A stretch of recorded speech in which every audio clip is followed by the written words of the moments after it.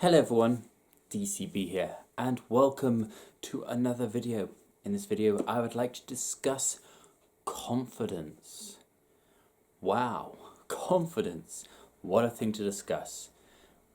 Basically, confidence is a belief in yourself, in your knowledge and your ability to do certain tasks. If you display confidence, people are more likely to believe you, even if you are less competent than you believe you are. There is also such a thing as overconfidence, where your belief in your abilities far outstrips your ability to do them. For an example, every pilot must be able to land a plane. But if you have the confidence that you can land a plane, but you've never touched a plane in your life, that is an extreme case. There is also something called confidence bias, where you believe something that's being said to you by the portrayal of the person that is speaking it to you, and you don't go into your own sort of research behind what they're saying. There are many examples of this, especially in work, in politics, especially in politics, where certain ministers have rehearsed what they're going to say, even if the facts that they're producing across aren't exactly 100% accurate or true. It's just their view on it, or their political will being put across to yourself. A lot of media outlets do it as well. Have you noticed that the same story being reported across several different media outlets have different context? It's because they have their own political views and therefore portray it across as so, but they use confidence in what they're saying to make it more believable, shall we say. If you're confident at work, you're more likely to be noticed and have some sort of progression in that work, and you're less likely to have that promotion or progression if you are what we class as a worker bee, where you just get on with your daily job and don't seem to portray confidence. Now, how can we become confident in ourselves? How can we project our abilities outwards? Body language, tone of voice, those are things that help. Somebody that has a sort of slow and deep voice is more likely to portray confidence in their voice. Body language, of course, is something else that is essential to pushing across confidence. Somebody who has a posture, an upright posture, instead of being hunched over, projects confidence. So at the moment I am quite straight up, projects confidence. If I doesn't have the same sort of feeling, does it? And as I say, does it is a question. So you're automatically having some sort of changes in your voice and in your statements, in your body language, where if you say something as a statement and not a question, then it comes across more assertive, more confident. Not aggressive.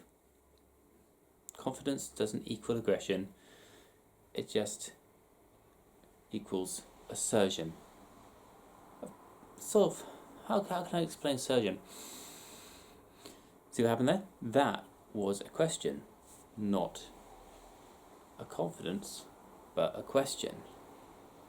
By thinking and not knowing the answer, that shows my lack of knowledge in a certain area. This one being, how do I explain what assertive is? Assertiveness, like confidence, is something that you put across. You can be assertive in the way that you speak to somebody, which isn't deemed aggressive or demanding. It's just saying, right, we need to do this, let's do it, basically. Yeah, pretty much. No, it's not really.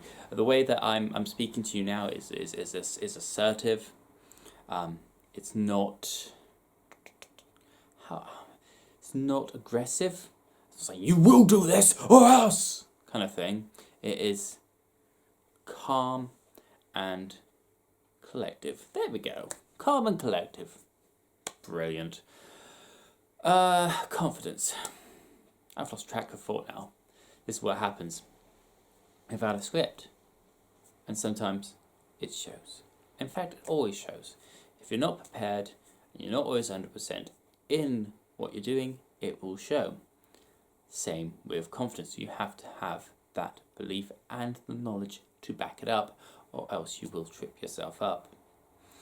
How do you get more confident is probably the biggest question that everyone asks. I lack confidence. How many people do you know that lack self-confidence? You probably lack self-confidence yourself. It's more likely that you notice the lack of self-confidence within yourself rather than others, as we are more critical of our actions than other people's. I would recommend that one of the things that you do to try and recognize, in fact to recognize that you have more confidence, is write down 3 successes. They don't have to be big. 3 small successes. What have you done today that you've been successful at? For example, have you successfully hoovered? Have you successfully washed anything? Have you successfully read a book? Things like that. It doesn't have to be big. Oh, itchy nose. It doesn't have to be big to be recognised. It doesn't have to be grandiose. It doesn't have to be, I won the London Marathon. I won £60,000 on the lottery. It's not nothing like that, but small things. When you start recognising the small things that you do right, you'll begin to recognise the bigger things that you do right. And the more stuff you recognise that you're doing right, the more you'll get to improve on those things. How can I make it better? How can I achieve that? How can I put across that I am doing this brilliant work? It doesn't even have to be work related. It could be home related, relationship related. My wife cares about me. That is a massive success. I care for my wife. That is a massive success. In fact, I love my wife to the ends of the earth and back, but you know, the fact that I have a wife is, that's a relationship success. It comes from confidence, it comes from knowledge, and it comes from, well, of course, love. Love being a big one. Completely off topic. But confidence is there. Everyone has something that they're good at, even if they don't recognise it. To begin to recognise what you're good at will help you become a more confident person.